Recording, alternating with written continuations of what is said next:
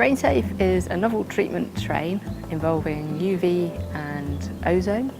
and it can be installed on any water source. So it could be a groundwater source, it could be rainwater, and it treats the water to potable standard. And here at Exeter we connected it to the rainwater harvesting system so that it treats the harvested rainwater from the roof to potable drinking water standard. The idea behind the collaboration between RainSafe, that's Ozone Industries Ireland, and the University of Exeter on siting the RainSafe at the Innovation Centre building was to test both the water quality to make sure that the RainSafe could produce water to a potable standard, and also the quantity performance, so that we could see how much water was being treated and put into supply for the RainSafe.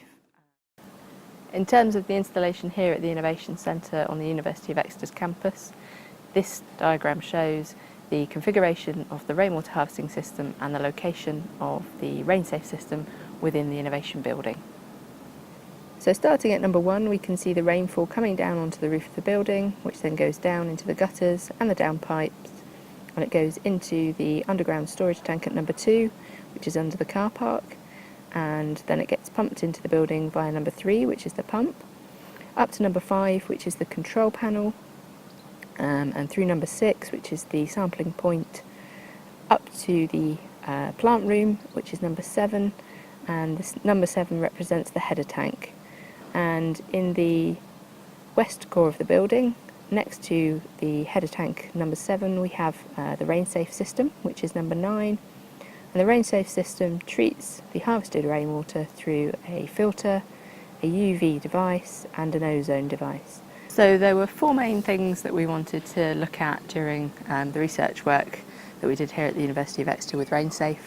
The first one was looking at the water quality to make sure that the microbiological parameters were acceptable to drinking water standards, to make sure any physicochemical parameters were within the normal range that we would expect within treated water. The second one was looking at any stormwater effects, so by attenuating the harvested rainwater in both the rainwater harvesting system and the RainSafe system, that would mean that the roof runoff wouldn't be going into the sewer, and we could estimate the effect that that would have locally. We were also looking at the efficiency of the system and doing some refinements to the system itself in terms of the processes through which it treats, to make sure that those were optimised for particularly energy efficiency. With the comparison of the 19-litre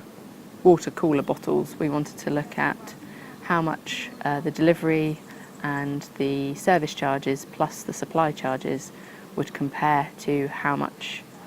operational and maintenance and capital costs there would be in a RainSafe.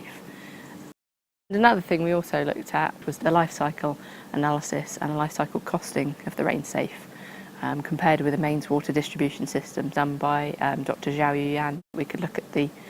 life cycle environmental impacts and the cost impacts. So the key lessons we learned through the collaboration involved the scale of the installation, being a commercial building rather than a domestic building. It was possible to tell that the RainSafe could, with a few adjustments, produce enough water to feed the demand required by a commercial building. We also found that the pathogen removal was excellent, removed everything,